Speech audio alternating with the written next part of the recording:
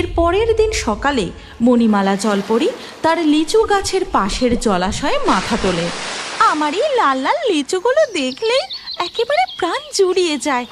না, এবার আমি তাড়াতাড়ি লিচুগুলো গুনে দেখি। এই কথা বলে মণিমালা জলপরি তার গাছের লিচুগুলো গুনতে থাকে। তারপর গুনা শেষ হতেই, এ কি, গাছে যে দেখছি দুটো লিচু কম! নিশ্চয়ই কোনো পাখি চুরি করে খেয়েছে। আমাকে লিচু পাহারার একটা ব্যবস্থা করতেই হবে। এই কথা বলে মণিমালা জলপরি জাদু করে তার গাছের ডালে একটা বিষধর সাপ ছেড়ে দেয়।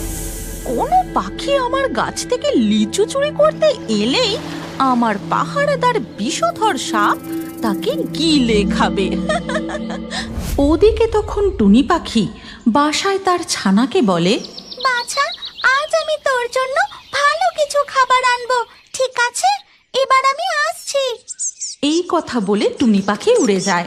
তাই দেখে রনি কাকের বউ মিনু কাক বলে, কই গো, ওই টুনি পাখি তো ফলের খোঁজে পাশের জঙ্গলে উড়ে গেল। তুমি ওর পিছু পিছু গিয়ে দেখো ওই সুস্বাদু লিচু গাছের সন্ধান পেয়ে গেল কিনা।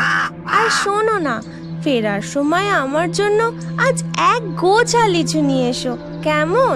ঠিক আছে, তাই নিয়ে আসবো। আমি এখন গিয়ে দেখি ওই টুনি লিচুর সন্ধান পেয়ে গেল কিনা।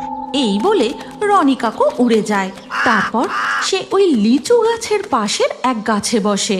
কই, টুনিকে তো লিচু গাছে দেখছি না। তার মানে ও এই লিচুর সন্ধান পায়নি। এই সুস্বাদু লিচু শুধু আমি আর আমার বউ খাবো। এই কথা বলে রনি কাক উড়ে লিচু গাছের ডালে বসে। সে দেখতেও পায় না যে গাছের ডালে বিষধর সাপ আছে। সে একটি লিচু তুলে নিয়ে খেতে শুরু করে। আহ, কি মিষ্টি লিচু! যেন মনে হয়